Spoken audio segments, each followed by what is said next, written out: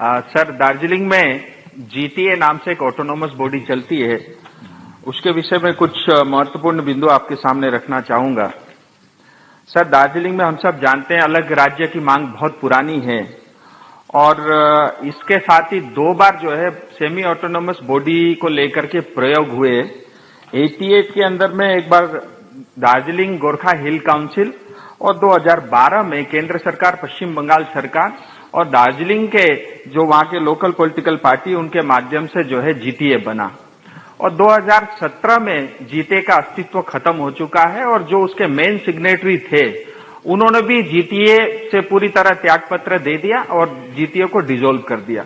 लेकिन हुआ यूं कि 2017 के बाद दार्जिलिंग के ऊपर में एक ग्रहण सा लग गया और पश्चिम बंगाल की टीएमसी सरकार उसको लेकर के राजनीति कर रही। वैसे भी टीएमसी का कभी भी गोरखा के प्रति जो है अच्छा व्यवहार नहीं रहा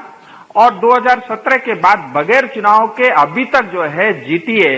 नॉन इलेक्टेड व्यक्ति, कभी ब्यूरोक्रेट को या अपने पॉलिटिकल जो उनके मित्र हैं उनको बिठा करके चलाया जा रहा है और इसकी वजह से क्षेत्र की जनता का बहुत नुकसान हुआ है। और अभी हाल ही में केंद्र सरकार, पश्चिम बंगाल सरकार और वहां के जो अलायंस पार्टी है उनके बीच में ट्राइपेटाइट टॉक स्टार्ट हुआ है कि दार्जिलिंग तराई डूवर्स की जो लंबे समय से चली आ रही मांग है उसका कोई राजनीतिक समाधान निकाला जाए इसको लेकर के, और ये वार्ता चल भी रही है। लेकिन इसी बीच जो है पश्चिम बंगाल की मुख्यमंत्री दार्जिलिंग जाती है और दोबारा से जो है जीटीए चुनाव कराने की बात करते, इससे दार्जिलिंग का माहौल दोबारा खराब हो रहा है। मैं आपके माध्यम से केंद्र सरकार से निवेदन करता हूं कि जीटीए का चुनाव जो है बिल्कुल नहीं होना चाहिए, उसको पूरी तरह केंद्र सरकार खारिज कर दे क्योंकि केंद्र सरकार भी उसमें सिग्नेटरी है। दूसरी बात, जो स्थायी राजनीतिक समाधान होगा सर, 1 मिनट, उससे राष्ट्र का भला होगा, गोरखाओं का भला होगा, उस क्षेत्र में रहने वाले जनताओं का भला होगा और इससे सिक्किम का भी बहुत फायदा होगा क्योंकि जाने अनजाने सिक्किम के ऊपर में भी बहुत नुकसान जो है होता रहा है। बहुत बहुत धन्यवाद।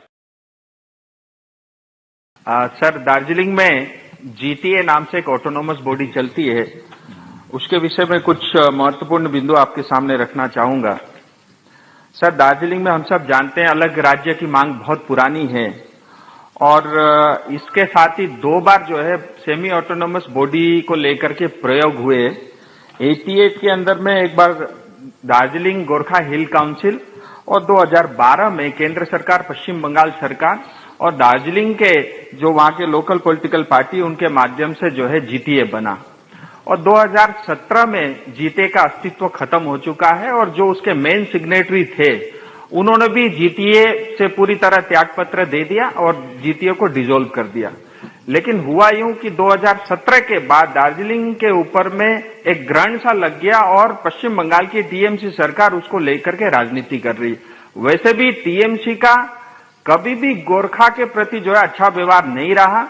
और 2017 के बाद बगैर चुनाव के अभी तक जो है जीटीए नॉन इलेक्टेड व्यक्ति, कभी ब्यूरोक्रेट को या अपने पॉलिटिकल जो उनके मित्र हैं उनको बिठा करके चलाया जा रहा है और इसकी वजह से क्षेत्र की जनता का बहुत नुकसान हुआ है।